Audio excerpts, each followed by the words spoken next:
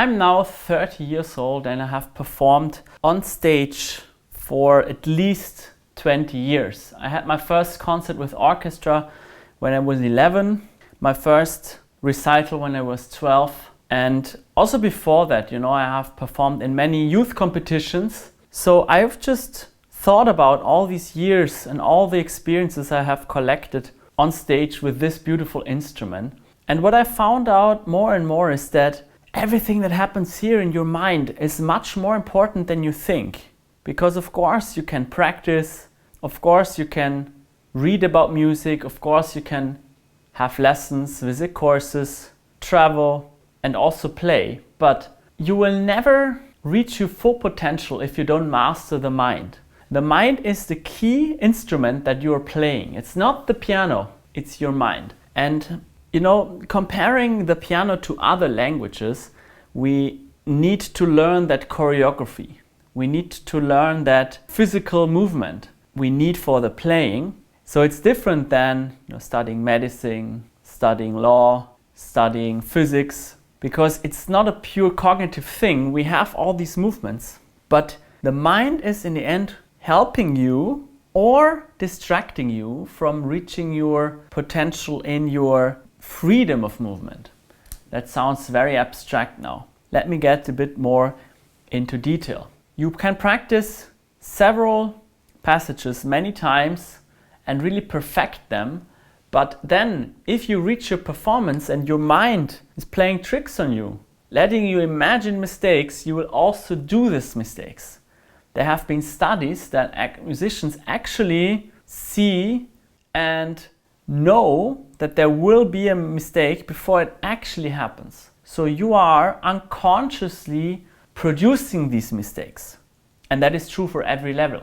Doesn't matter whether you are starting out as a beginner, if you are an advanced player or even a professional.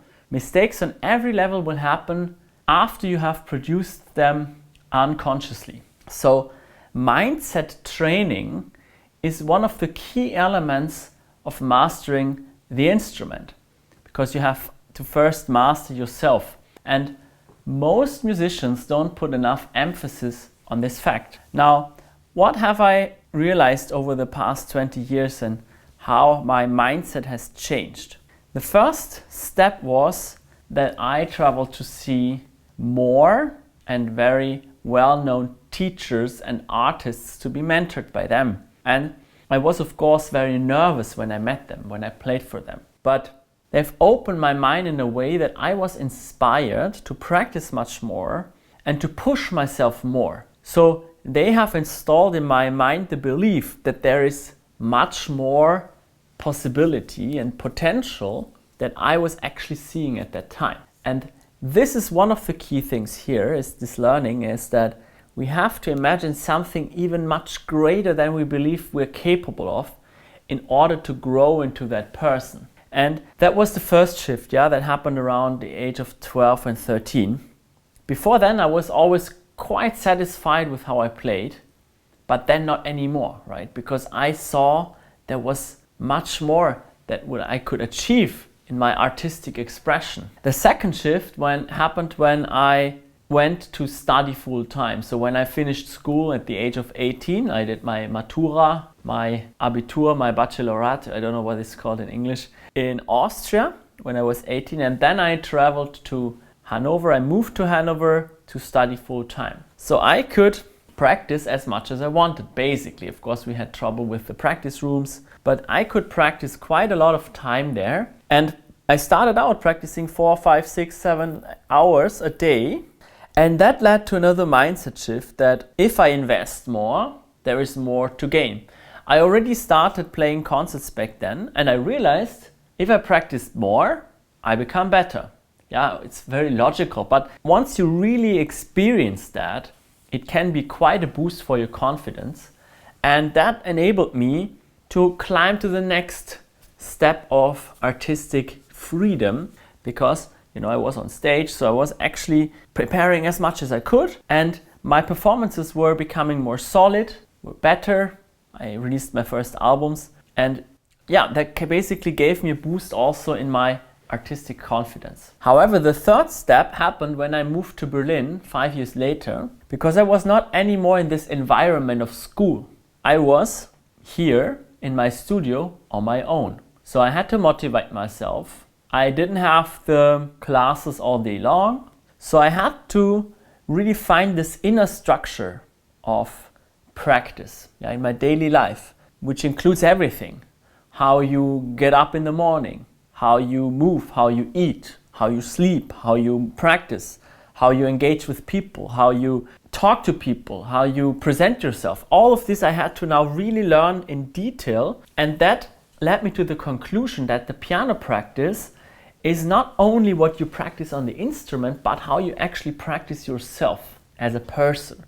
Because in the end, you are expressing yourself as an artist. Even if you play the compositions of other people, you're still expressing yourself.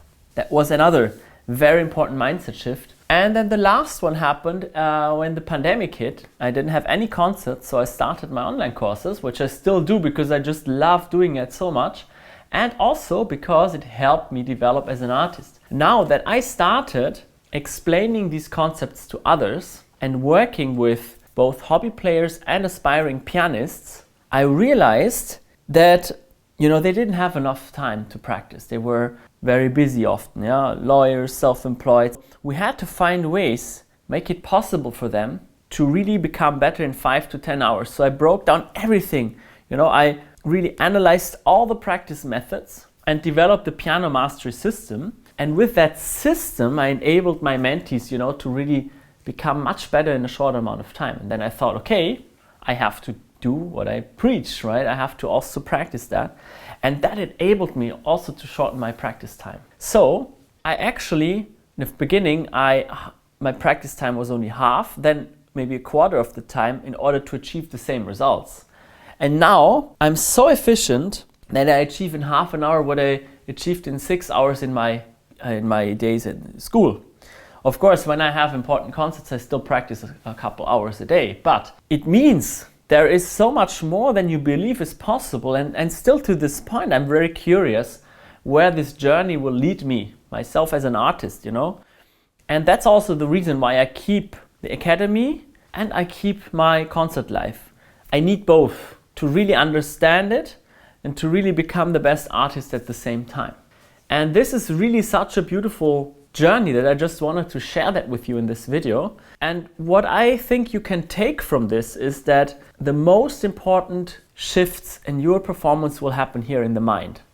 And you have to first, let's summarize, understand there is much more potential than you believe there is. Then you have to understand that by really putting in effort, you will definitely become much better.